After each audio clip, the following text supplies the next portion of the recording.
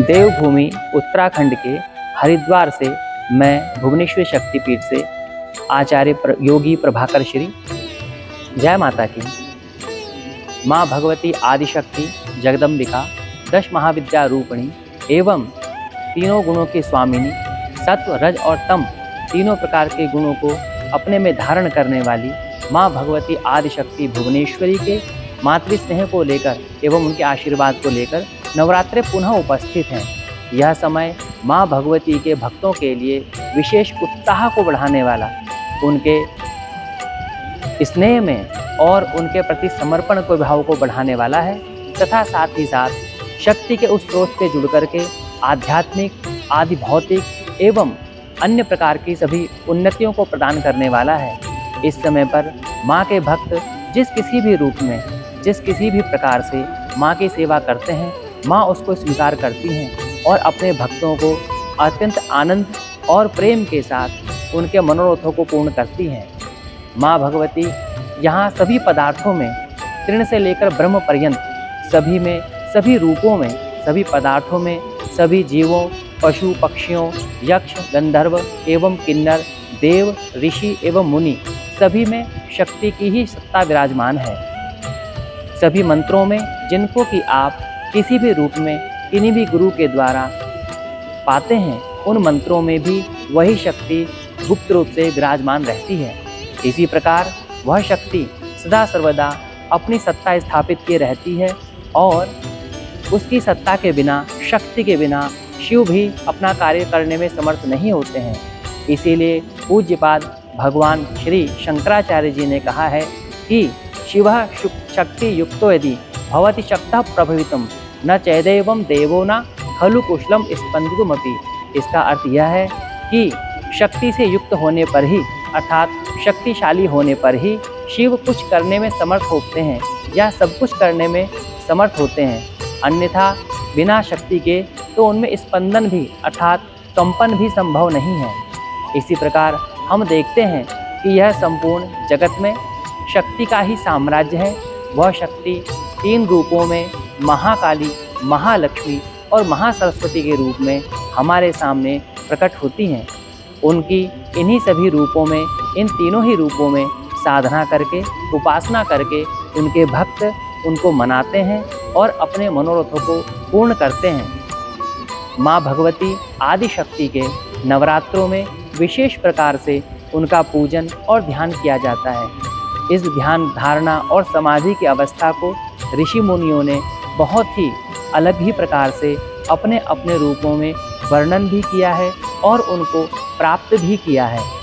ऐसी अवस्था में जब नवरात्रे हमारे सामने उपस्थित हैं तो किस प्रकार से हम नवरात्रों में माँ भगवती की सेवा कर सकते हैं, किस प्रकार से उनको मनाने का, प्रसन्न करने का प्रयास कर सकते हैं और किस प्रकार से हम किस रूप से उनकी पूजा करें, यह प्रश्न हम सभी के मन में उठता ही रहता है।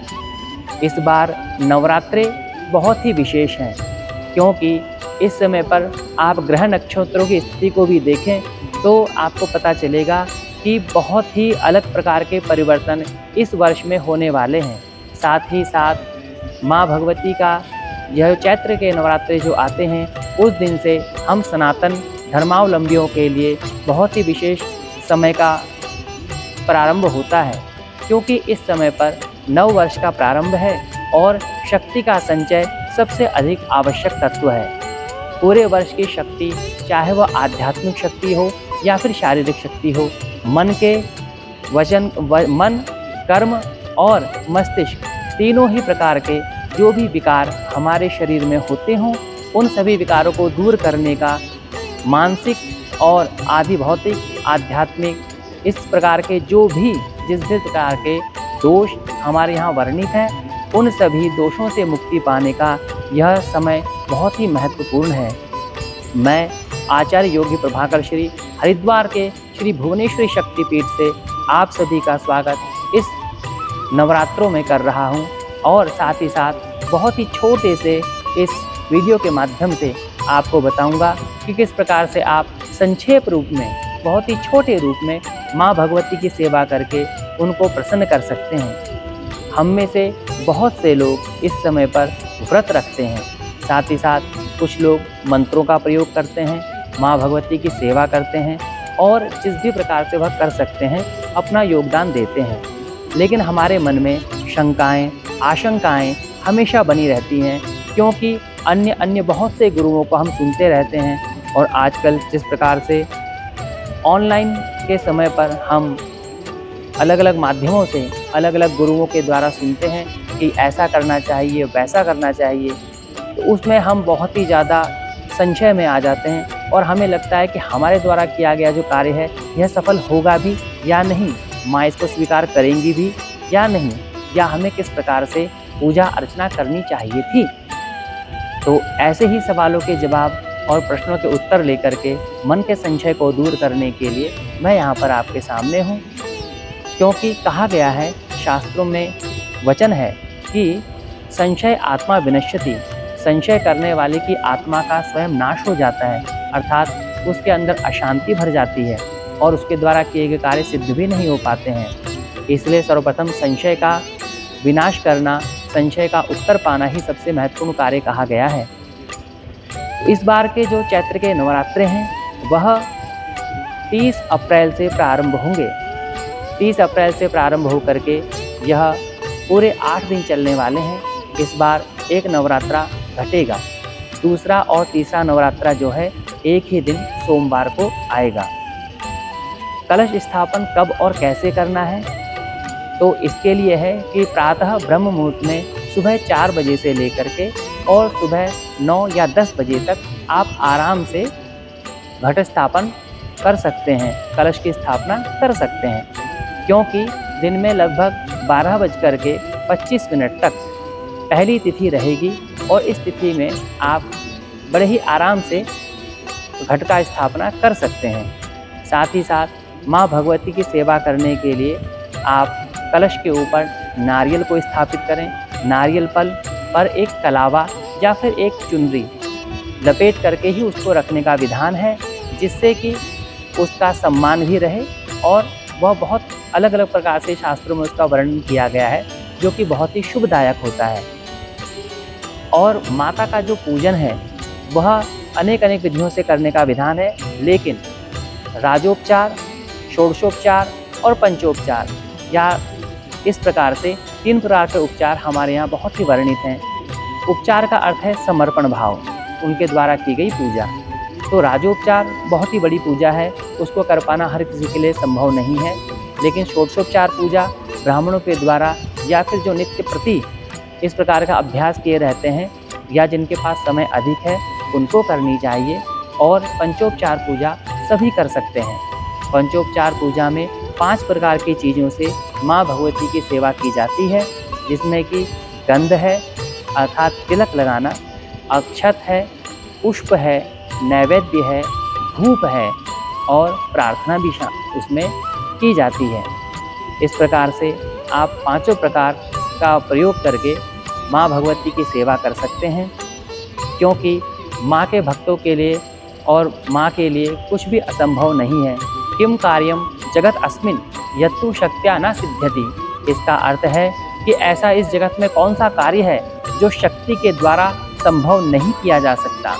माँ भगवती की उपासना करने से भक्तों को एक अलग ही प्रकार की अनुभूति, एक अलग ही प्रकार का आनंद प्राप्त होता है, क्योंकि जब जब व्यक्ति के शरीर में, मन में या मस्तिष्क में किसी भी प्रकार का रोग, दोष, शोक उत्पन्न होगा या उनमें किसी भी प्रकार की कमजोरी आएगी, तो निश्चित रूप से उसके मन का आनंद समाप्त हो जाएगा। शक्ति सदा सर्वदा हर रूप में भासती है और उसके द्वारा किया गया कार्य, उसकी प्राप्ति के लिए किया गया कार्य सर्वथा सिद्ध होता है। इस जगत में सभी कार्य शक्ति की प्राप्ति के लिए ही हो रहे हैं, शक्ति के द्वारा ही किए जा रहे हैं और शक्ति को प्राप्त करके अपने आप को उत्तरोत्तर उन्नति के मार्ग पर लेकर के चलना ही उस शक्ति का मुख्य उद्देश्य है। इस प्रकार से शक्ति को प्राप्त कीजिए और साथ ही साथ आध्यात्मिक उन्नति करके अपने मन, मस्तिष्क और शरीर में आने वाले विकारों को दूर कीजिए। हमारे मन और मस्तिष्क में जो विकार आजकल बहुत अधिक उत्पन्न हो रहे हैं, वे सभी के सभी हमें ओवर थिंकिंग, एंजाइटी और एंजाइटी की बहुत अलग अलग प्रकार की जो दशाएं हैं उसको हम समाज में देख रहे हैं कि सभी को अलग अलग प्रकार से यह परेशान कर रहा है। साथ ही साथ डिप्रेशन के जो अलग अलग रूप हमारे सामने आ रहे हैं, बच्चों में भी, छोटे बच्चों में भी डिप्रेशन, एंगर, क्रोध का अधिक होना या फिर इच्छाओं का बहुत अधिक बढ़ते चले जाना और किसी भी प्रकार से प्रसन्न ना होना, यह सभी चीज़ें उनके अंतःकरण की कमजोरियों को दर्शाता है। हमारा पूरा सनातन धर्म और हमारी सनातन परंपरा सदा सर्वदा से ही व्यक्ति, समाज, परिवार एवं देश सभी को बहुत ही अधिक शक्ति संपन्न बनाने की ओर अग्रसर रही है।